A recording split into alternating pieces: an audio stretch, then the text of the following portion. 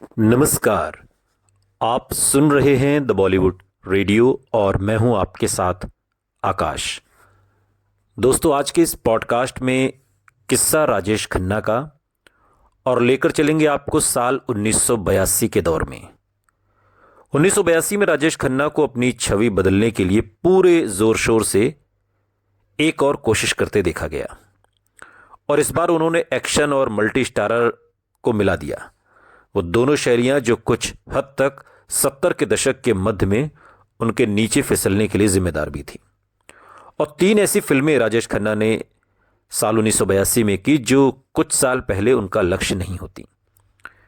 शायद कुदरत को मिली अच्छी प्रतिक्रिया ने उनके लिए पर्दे पर औरों के साथ आने के ख्याल को लुभावना बना दिया, या शायद मल्टी स्टारर का मानसिक दबाव साझा होने से उन्हें आकर्षित किया।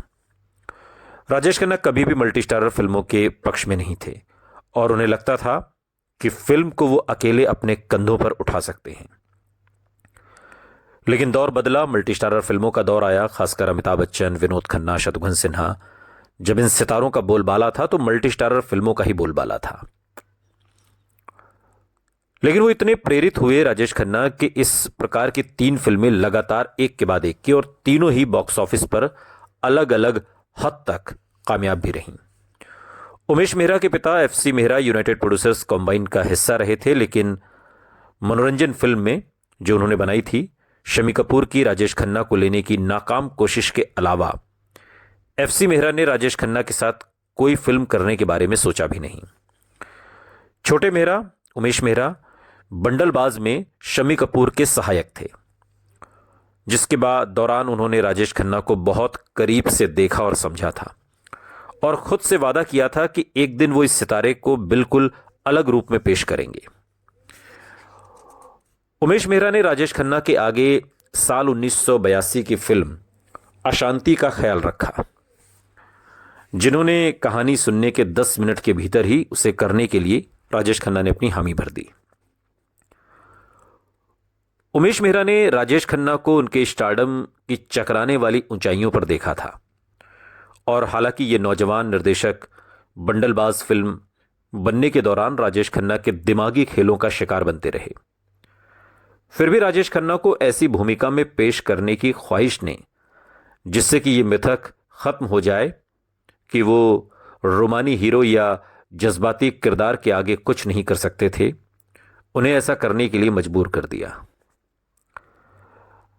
उमेश मेहरा याद करते हैं कि बेहद मशहूर शम्मी कपूर के आसपास ही बड़े होने के कारण वो कभी राजेश खन्ना से घबराए नहीं।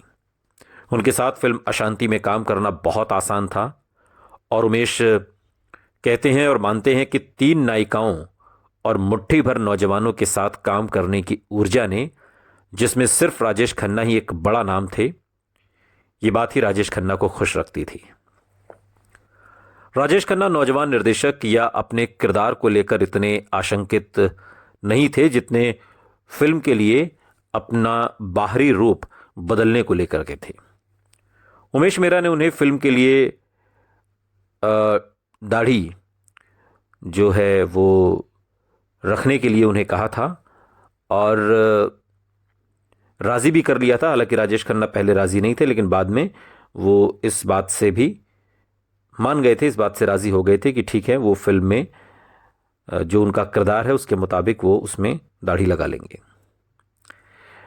और हालांकि इससे पहले एक फिल्म आई थी दो रास्ते, उसमें सभी ने उन्हें दाढ़ी के गेटअप में देखा था। मुमताज़ के साथ जो गाना है, काफ़ी मशहूर और मकबूल गाना भी है, तब वो उन्होंने उसमें दाढ़ी लगाई थी। और फिर फिल्म अशांति के लिए एक तरीके से उन्हें राजी कर लिया था। और मगर जब उन्होंने अपनी छवि देखी तो उन्हें अच्छा लगा। उमेश मेहरा को याद है कि किस तरह शूटिंग के हर रोज़ राजेश खन्ना उसे ताना मारते कि वो किसी और के साथ ऐसा कभी नहीं करते, यानी कि जो उन्होंने ये गेटअप किया था दाढ़ी लगाने वाला, कोई और उनसे नहीं करवा सकता था। ये काम सिर्फ जो है उमेश ने उनसे करवाया है। हालांकि ये बातें वो मजाक में ही कहते थे, लेकिन फिर भी कहते ज़रूर थे। और उमेश मेहरा का कहना है कि काका जी आखिर तक किसी के लिए नहीं झुके। हालांकि वो झूठी तारीफ से बहकावे में आ जाते थे। अगर कोई उनके सामने झूठी तारीफ कर दे तो इससे वो बहुत जल्दी बहक जाते थे। ये तमाम बातें खुद एक इंटरव्यू में उमेश मेहरा ने बताई थी। और आनंद और नमक हराम को छोड़कर राजेश खन्ना और अमिताभ बच्चन सिर्फ एक और बार साथ आते आते रह गए, और वो थी विजय आनंद की फिल्म राजपूत, जो 1982 में ही आई। हिंदी सिनेमा के स्वर्ण युग के चंद एक निर्देशकों में से एक, जिनको उनका असली श्रेय कभी नहीं मिला।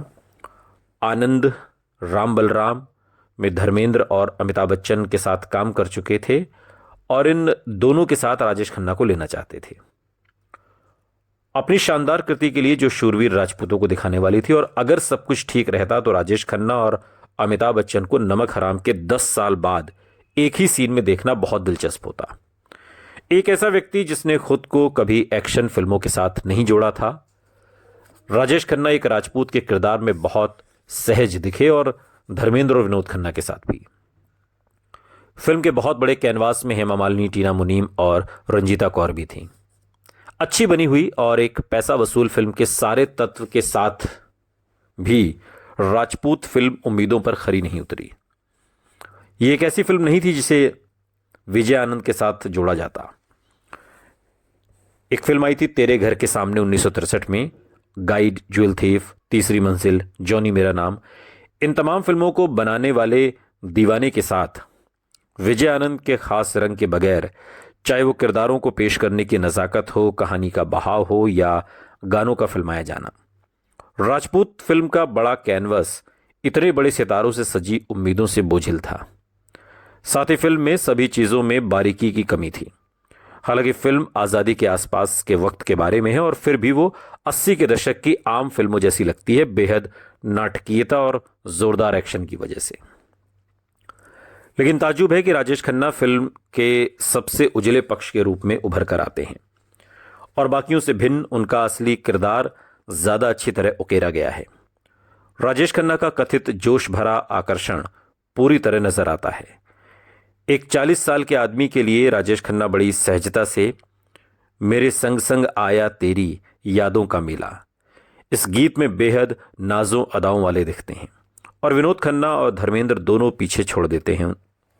दोनों को पीछे छोड़ते हुए नजर आते हैं राजेश खन्ना, जो उस वक्त उनसे ज्यादा लोकप्रिय थे। जहां राजेश खन्ना अपने आप को मल्टी स्टारर फिल्मों के अनुरूप बना रहे थे, वहीं अमिताभ बच्चन ने न सिर्फ अपने लिए जगह बनाई बल्कि उस पर टिके भी रहे।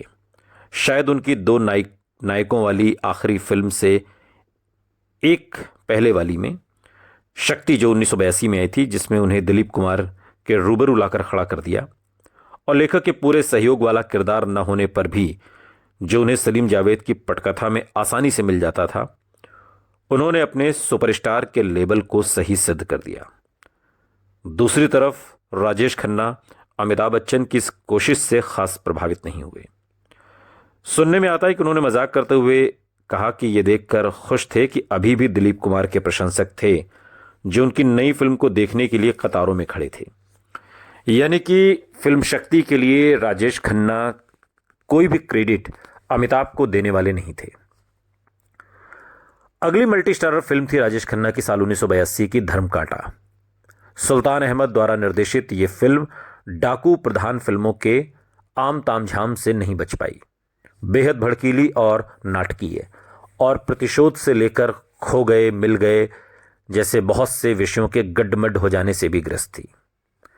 आम चलन से हटकर नौशाद के संगीत में राजेश खन्ना की आवाज के लिए किशोर कुमार का कोई नगमा नहीं था, और फिल्म की तरह ही संगीत को भी कम सफलता मिली। धर्मकांटा में जो चीज याद रखने लायक है वो है राजकुमार राजेश खन्ना की अदाकारी, जिसमें दोनों ने डायलॉग डिलीवरी करने में एक दूसरे से आगे निकल जाने की कोशिश की। दोनों अदाकारों में नाटकीयता का पैदाइशी हुनर था, लेकिन राजकुमार में शूटिंग के बाद भी किरदार में रहने की काबिलियत थी। वो सच में अपने पर ध्यान केंद्रित होने से पहले सबके शॉट खत्म हो जाने पर जोर देते, खासकर जूनियर कलाकारों के।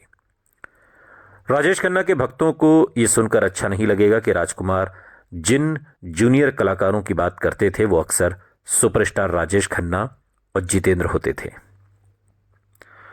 और जब राजेश खन्ना और जितेंद्र इस बात का बुरा मान जाएं तो वो कहते थे कि भाई आप लोग मुझसे जूनियर हैं, इसलिए मैं आपको जूनियर आर्टिस्ट कहता हूं। हालांकि सभी जानते हैं कि फिल्म इंडस्ट्री में जूनियर आर्टिस्ट का क्या मतलब होता है। खैर, बड़े पैमाने पर बनी बहुसितारा फिल्मों के साथ राजेश खन्ना एक छोटी फिल्में कर पाने में भी सफल हुए।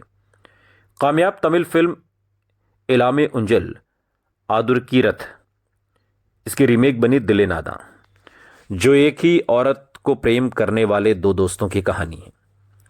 उन्होंने और शत्रुघ्न सिन्हा ने बड़ी चढ़ी नाटकीय तकरार में हिस्सा लिया। उन्होंने कुछ विशेष भूमिकाएं भी की, जैसे डिस्को डांसर, जिसमें उन्होंने जिमी मिथुन चक्रवर्ती के गुरु का किरदार निभाया। अंदाज में जिंदगी एक सफर है सुहाना की तरह डिस्को डांसर में उन्हें एक हिट गाना भी मिला, गोरों की ना कालों की दुनिया है दिल वालों की, सुरेश वाडेकर का गाया, और उस फिल्म में अपनी मौजूदगी को न भूलने लायक बना दिया। चाहे धर्मकांटा के बाद वो दो सितारा फिल्मों का हिस्सा तो बने, फिर भी कुछ वक्त के लिए बहु सितारा फिल्मों से अलग रहे और वो इस किस्म की फिल्मों से उसी तरह अचानक दूर हो गए जिस तरह उनसे जुड़े थे। और अपनी अगली मल्टी स्टारर के आने से पहले वो वाले 6 सालों के दौरान वो इतने बड़े धमाके के साथ वापस आए कि सबने सजग होकर ध्यान दिया। सुनते रहिए द बॉलीवुड रेडियो, सुनता है सारा इंडिया।